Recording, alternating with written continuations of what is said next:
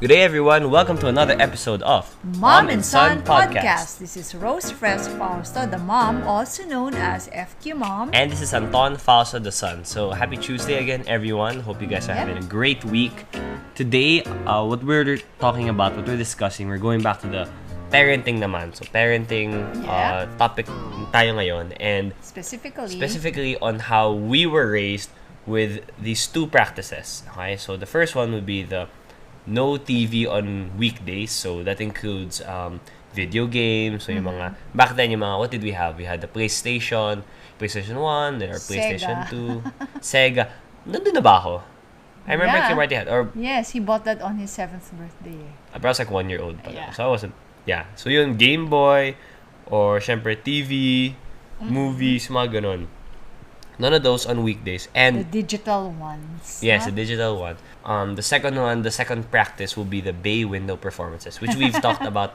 We've mentioned a lot of times, but I want to... Yes, and I've written about that also in my column. Yeah, go deeper. I want to go deeper into it naman. Okay. Here. Okay, so we'll start with the no digital gadgets or watching on weekdays. Did it start from... Very early on. Parang not halos baby from when we were pa. born, no? Or... Alam mo, halos baby ka pa. Kasi Marty was only probably grade 1-ish. Mm-hmm. So what happened was that there was a co-parent in Xavier School, and she mentioned to me that she doesn't allow her children to watch TV on weekdays. Ah, okay. So you got it from someone else? Yes, I got it from someone else. And in fact, my initial reaction was, sobra naman. Parang kawawa naman. Oo. And then, when I really thought about it, parang, okay yata yun ah. Kasi, yung mga digital things kasi, well, let's include TV there, no? It can really just make you spend a lot of time mindlessly. Diba? You can just go on from one show to another. Umpisa ka sa 30 minutes, 1 hour, and before you know it, gusto pa rin yung oras gusto yung araw ko. mo. Okay. And syempre for kids, that's not very interactive eh. Yeah. Parang it's such a one-way kind of engagement, if you can would even call always, that an engagement. Diko would always mention na when we talk about like what we do on weekends, before when we were kids, if it's either TV or video games, sabi niya, it's better not to play video games because at least may konting... There's an interaction. May meron kang decision-making ginagawa compared to TV na you just watch it. So when I thought about it, sabi ko, and in fact, we discussed it with you guys. Syempre. How old was I? Alam mo, sobrang bata ka pa eh. Ano ka lang nun eh. So, there was a lot of resistance, especially from your two older brothers na, we're doing well in school naman, we do our homework, blah, blah, blah, blah, blah. But of course, the house is not a democracy, di ba? The parents should rule. Of course. And, ang nangyari, kahit na nagre-reklamo at the start, later on, you were able to see the value of it. Kasi, like, for example, Pokemon was super uso. The first round of Pokemon. The Game Boy. So you had all these characters. So instead of watching Pokemon on TV, you would actually discuss and draw and color and invent your own attributes. I remember I even had a notebook where I drew. We had this a handbook na all 150 or 151 Pokemons. Yes. I drew all of them. I remember na each night parang I draw 1 or 2 Pokemons. Kinakopya ko lang. Yeah. So, diba, para bang it allowed you to exercise your creativity. Gets. Tapos hindi kayo masyadong, alam mo kung nakaka-zombie rin kasi yung too much digital exposure for children. In fact, sabi nila... anyone. Yeah, that's right, no? Lahat na nga tayo, nasusobrahan na ngayon, diba? They say nga that before the age of 2, dapat 0 eh. 0 exposure muna. Kasi baka may ma-miss out ka na ma-develop. And then, it really worked very well for you because napilitan kayo, after you do your homework, pupunta na kayo sa park and you would now engage in physical activities. With other people also. With other people. So, may social, may physical, tsaka may fresh air ng konti. Kasi lumalabas kayo. I think we were lucky because we were in a village na it would be okay to go out. Yeah. But then how do you think that would have been the same, let's say, if you lived in a condo or maybe diba there's usually naman a play area for condominiums. Okay. But of course, it's not the same because usually that's air-conditioned also. Yeah. Yung mga ganyan. Kailangan nyo rin ng fresh air. But you would still stick to the idea na it's important to have that rule, the no digital.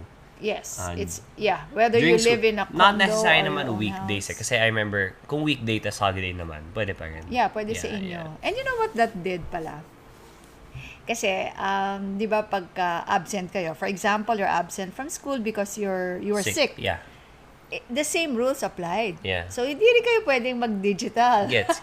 Kasi you're missing school naman. Oo. Or you're not gonna enjoy. That's why, I didn't really have problems with you wanting to miss school Yeah. at the slightest sakit dito or not feeling well. Kasi you knew that, pareho lang yung rules. It's not gonna be fun. Oo, and as a matter of fact, kayo nga yung usually nagsasabi, can I go back to school? Kasi bored na sa bahay, walang kasama. Because syempre, the other I would brothers just are in listen to school. the boombox radio and and read books naman. read books, yeah. And I would, that's when I listen to all the albums, yung Apple Hiking Society. You all did the that OPM. talaga? Yeah. Okay. It would be my asthma days. Oo. So, the importance of that rule was that it was already designed for you. And this was even before the time that I learned about the label of behavioral economics, which is choice architecture, yung parang you just make the available choices good for your children. Yeah. Before I even got that label, that's what we were practicing already. So, hindi na nyo kailangang mag-exercise pa ng willpower na I just say na, okay, as much as possible, don't watch TV. Hindi na. Yeah. Bawal na lang. And I think that Bawal na was, lang. I don't know if it's just me personally, or I think kids in general, when you set rules, you have to make it black and white. Black and white na this or that. Hindi pwede parang, pwede naman, pero sana ganun. It just has to be very clear. Yeah, and my decision making kasi naman that time was so good or kung bad.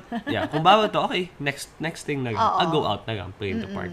And what was interesting was that you also policed each other while we were out. Yeah. While Papa and Mama were out. Kayo yung nagsusumbungan na, ay, Kuya Marty did this, ay, Anton did this, ay, Enrique did this, kaya ganon. I appreciated it during school, but then more pa after, parang, okay, buti na lang Nasanay, no? Yeah, nasanay, ganun. And it would make the weekends much sweeter kasi I remember lots of days kami ni Deacon would wake up really early on Saturdays just to spend the whole Saturday playing the new video game or playing with the PS2, ganun, PS2 pa nun. And it also saved us from traveling to the mall on weekends, which is really a usual family thing, di ba? Yeah. Kasi parang mas gusto nyo sa bahay na lang dahil that's the only time, that weekend is the only time you can engage. Wow, another FU tip. Oo nga pala. No, but hindi. Pero we still go out Sundays. Of course. Hindi naman. Yes, but it wasn't hindi na like, wala akong magawa. let's go out na, it's weekend na, ganyan. Alam mo naman, syempre, whenever you go to the mall, you just gotta spend. Yeah, man. aircon and then spend. Yun. But then, my big question would be this. It was like that back then. If you imagine, if you can put yourself in that situation now, in the time now, na you have kids growing up pa lang sa grade school, and we have all these iPads, we have the phones, and then the fact that there's already a huge educational function for these devices. Yes, it's really Can you think hard. of a way to still implement those digital bans, quote unquote? Alam mo, medyo mahirap kasi mini-mix Para bang, you can reason out na, I have to do my homework. Yeah. Diba, no? So, siguro masinsinan na tulungan niya na how to have the implementing rules and guidelines. Kasi, for example, kung sasabihin mo, you just change the Wi-Fi password muna. So, how can they do the homework naman? Yeah. I remember, if you recall, no, dati meron pa tayong Net Nanny. Okay. Yeah. So, it filtered the sites that you could access. Kasi nga naman, baka mamaya kung ano-anong site ang mapuntahan yung mga dangerous sites na not yet meant for kids your age.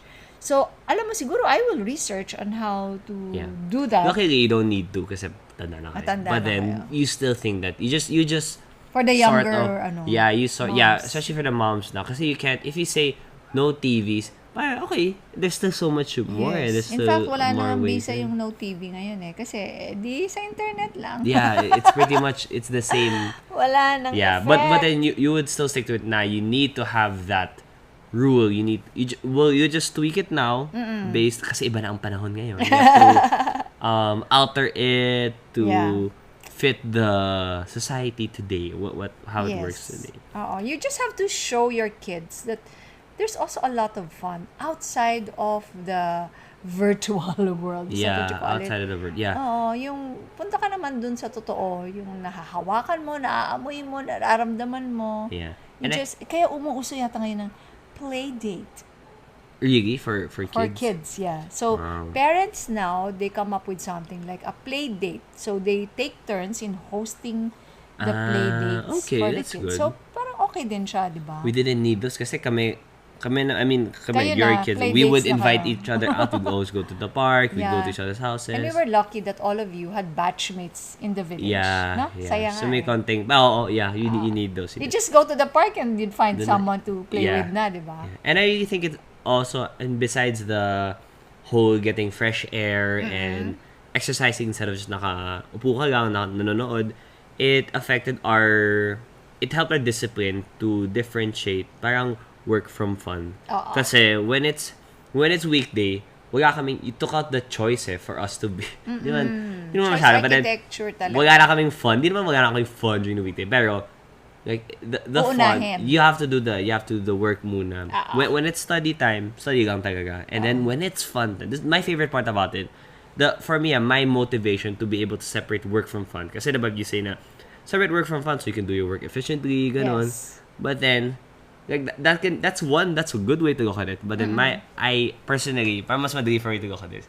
You separate work from fun so that when it's fun time, it's really the most fun you can have in that amount of time. Yeah. Kaya, kasi it's nakakatamad if you're gonna be like, let me study now talaga so that I will really get high grades. Kung yun lang yung motivation mo, parang, okay, good if you have that motivation, but not like not myself. everyone. Not all kids are wired that way. So To just yung want to sa have akin, high grades. When I go to the park, I really just want to have fun in the park. Not thinking na parang, may konting homework pa ako. Kaya, tapos ko na yung homework ko, tapos ko na lahat ng trabaho, so that when it's fun time, it's fun time. And you know that it's also the human wiring to enjoy something more kung pinaghirapan mo. Yes. Sa lahat ng bagay yan, whether it's your wealth, di ba? If you compare wealth that was just put on your lap versus the wealth that you worked hard for, it's a lot sweeter to enjoy the fruits of your labor. When it comes to your love life, di ba? Yung mga babaeng pinaghirapan mong ligawan, pinagtrabahuan mo yung marriage, mas masarap yun kaysa And yung... even for me, shoes. The shoes I bought it before pa when I first bought when I bought my first pair of shoes with my your money. own money. Even if it's another pair of shoes, mas masarap siyang suotin than There's pride than the other shoes I wore. So that is also, I think, one of the reasons why parents out there should always remember to delay the gratification also, because it will make the enjoyment of that something now, whatever it is, the playtime, the love of the person you're wooing, that material thing that you can now finally buy, mas sarap talaga kung pinagtrabahuan mo. Okay, next naman. Still in the topic of the structure of setting the structure of the rules of the house, how it works to affect the kids' outcome as they grow. Yung bay window performances naman. Okay, this is the only time I hear bay window is from our house. Like, I don't. Is that a known thing? Kasi Baywindow talaga yan, yung term. Nagkausuhan people yan, I really think, know back that. in Is the it an 80s thing? The architectures that they extended the window para nagkakaroon ng kanto. Okay, so that you can put a seat there. Parang bench or something. So ours is, okay, so just to give a visual description, so on my parents' bed, you are facing the windows. Yeah, malaking window. Okay, there's some space. And then Which is before a the bay window, bay window. Kasi it has those corners Parang in-extend out mo. Okay, so and then there's like a bench nakadikit sa wall na may cushion. So that would be our stage. I would just hear stories about it, but then was this really an everyday thing or was it a... It was an almost everyday thing. Kasi really? Every night? Almost every night. Kasi Okay. whenever we'd pray, syempre may konting time pa yan. And Yeah. you guys, you always wanted to extend the time before you would finally go to your own bedroom, di ba? Yeah. They shared the same bedroom, all three of them. Yeah. Okay, so yung performances naman namin. So before pray time, we would one by one. How do you remember how you set it up? Where did you get the idea? It wasn't really structured. It was more of wanting to show off kayo. Syempre, it started Kuya Marty. Okay. So, So kami. Okay. So, I want to show you my new song. I want to show you my new okay. poem. Ganyan. So, para naging program siya at night. Yun na yung TV namin. Oo. Ay, yun pa. Kasi we're not Kasi watching walang TV. TV. Pati kami ni Papa, no TV rin. At all? Basta nandiyan kayo. Okay. Basta nandiyan kayo kasama. Imposible naman na nanonood kami. Close your eyes, di ba? Yeah. Well, my hack then sometimes would be if I go to the room early, di pa nagdadasal, and Papa's watching a movie. I'm allowed. Okay, let's pray. Ganyan tayo. Siyempre, he wants to watch this fight scene. Di mo pwede off. Manonood din ako. So yun, and then you would also, it was like a very fun time at night. Yeah. Na tuntua kayo. Alam mo, hindi ka pa nagsasalita nun eh. I have a photo kasi of that. Nagpe-perform na ako? Oo! Gaya-gaya ka lang. Yeah. Mga ganyan-gaya ka lang. Then, you would hold like a brush. Siguro, kunyari mic. And then you would just blubber. Whatever lang. O kaya sasayaw-sayaw. Yun, So, which it wasn't reminds like- me, dance talaga, no? It Dance wasn't really a formal thing, no? It wasn't a formal thing. Wagang host and wagang program flow. Di So, naman. me, my turn. So it was Ganyan really, lang. okay. So it wasn't, you didn't set it up na parang, okay, you have to perform ganyan. Hindi It's more of naman. like okay. So, okay. kaya fun din for you, Yeah. for you guys. Kasi you are the ones who wanted it nga eh. Yeah, and I think that one naman played a huge role in our confidence Yeah, and that's right. us ended up becoming performers. When you were a bit older na nga, di ba downstairs near the dining area, we had this microphone. Okay. Tas may stand. And then, Where the guitars are. a few times I would ask, okay, can you present something? Can you talk about this and yeah, that yeah. topic? And then you would use the microphone. Di Yeah. ba, aliw, if you're a kid, tapos merong yung mic na broadcast yung voice Yeah. mo. So, you would just talk and talk and talk. Yeah, I remember if Antonino and Audie are our cousins, yeah, my diba? cousins twins. The 2 years old naman. 2.5. 2.5 na. When you give them a microphone, They will just they're gonna talk saying and oh things. my god, they'd give nakakagaw to hear yourself. Your voice, Yeah, diba? somewhere All else. over the room. So, yun. That's what also encouraged you. So, parang hindi nakakaya. And of course, each party that would have a program, nagpa-perform kayo. Yeah, I think it was really important that you start it at home because as a performer, and I can say that it's my profession now to perform. You need to be able to, you can't just be a good you can't become a good performer ganun. Kung pinapractice mo lang siya sa labas, if you get to just practice it sa job mo na or in an event na, you need to have like that home base where you can learn it for the first time, Yeah. try it out with people you're comfortable with, and hindi ka masyadong kinakabahan because these people know your family, they know you, they support you. They're not gonna give you criticism just to make you feel Just to bad. Parang criticize. ganun. Although, there are some who would really not want their family members to be there. You know why? Kasi the most critical ones talaga are the family members. Kasi Yeah, I parang get they it. will just say, Okay. oh, yung pangit nung, yung ganon, Ako without, naman, without filter. I like it if you guys are there, pero ayoko yung nakikita ko yung, I don't like seeing your face in the front row. Kasi there are times, especially now that you guys are older, and so you can't hear, you can't see, tapos you squint your eyes. There was a time in yung program ng anniversary nyo, I was hosting it. And then, when I looked at it, parang you're trying to listen, or I'm thinking, are they trying to listen, or man akong sinasabing mali, or man ako nakakalimutan. Yeah, yun.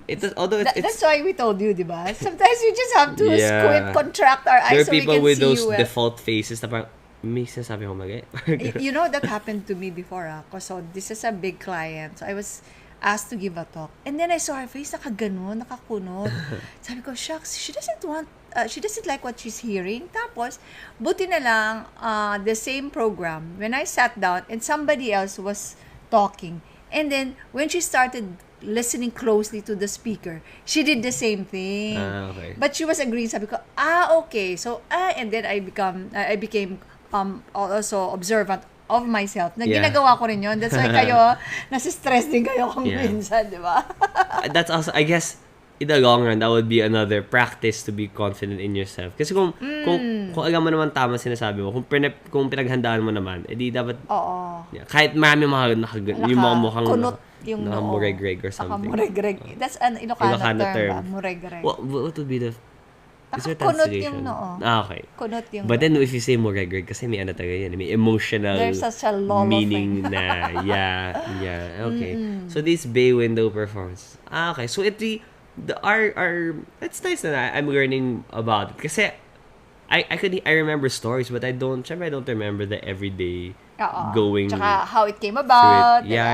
It was more like, it was an organic thing na, okay, we wanted to, okay, kasi I would think that parang the reason why we perform is because we made us to this Baywindow performance. Di naman pala. Hindi ganon. But what I really designed now is when we extended our house, our garden, was to make a stage. Yeah. So may spotlight na talaga yun. Yeah, we had some performances there. So yan na yun. So it will now evolve. So what we're trying to say here is that parents should be very aware of the environment while their children are growing up. What is the default design? What is the default action that comes out due to the design of your everyday life? So, dapat pag-isipan yon. Kasi kumisan, maliit na tweak lang, ang laki pala ng nagagawa. I think, you know what, now that I brought up these two topics, no TV on weekends and the Baywindow performances, not knowing that they're connected, I think I can say now that they're directly connected, because if we had TV on weekdays, pwede rin hindi I'm pretty sure baka wala kaming Baywindow performance kasi nandun lang tayo, di ba? You just snuggle and that's not bad. Yeah, that was a good I got to set it up. Okay. That's a good connection. Yeah, sabi nga ni Steve Jobs, you can only connect the dots looking back. Okay. So now what we're doing is we've looked back and we're trying to share with the people out there, especially the young parents, this is what worked for us. So, take a look at it. Take a look at your own everyday life. Baka meron din kayong pwedeng i-tweak. In your own style. Your own style. Especially now in this digital age. Ang hirap ngayon. Grabe, ang daming distractions. Talagang agawan sa attention ng growing up child ninyo. Alright, so I hope you guys learned something from that. For all the parents out there, future parents, and even not parents. Even for even in an adult person's life, di ba? Ano ba yung una mong ginagawa? Siyempre, nagbubukas ka ng cellphone. In the morning, and the last thing you do, di ba? Cellphone. So is that really how you want to start and end your day? Okay. Can I just add something? Yeah. When I was trying to loosen the last inch in my waistline, no? So I wanted to really incorporate a little bit of exercise. So, I'm really tamad to work out, diba? So, what I Except did... in the mall. You can walk longer than any of us in the mall. In the mall. But it's also very few times din. Hindi rin ako masyado mahilig. Anyway, so what I did was that I would put my cellphone dun sa may dresser ko. Naka-off siya. And before I could turn it on, I should put on my rubber shoes first. So, binigyan ko ng design yung sarili ko, knowing my own weaknesses. So, now that I'm wearing my rubber shoes, wala ka naman hindi pa ako mag-treadmill. Diba? So, do you look into your phone before treadmill or during? It doesn't matter anymore. Because once I wear my rubber shoes, it's now, parang kang gago naman na hindi mo pa ito. Signal na siya na parang, okay, mag-exercise ako. Yeah. So, ganon. So, just those small tweaks may do wonders for you in the long run. Alright. So, thanks again. Hope you guys enjoyed this episode of Mom and Son Podcast. This is Rose Fres Fausto, the mom, also known as FQ Mom. And Anton Fausto, the son. Catch us again next week. Bye, guys. Bye. Mom and Son Podcast airs every Tuesday, 7 a.m. or anytime at your convenience and can be streamed on Spotify, Buzzsprout, Apple iTunes, Google Podcasts, and YouTube. Just search Mom and Son Podcast for your weekly dose of family, finance, passions, and everything in between. For all your questions and comments, email us at antonfausto@gmail.com.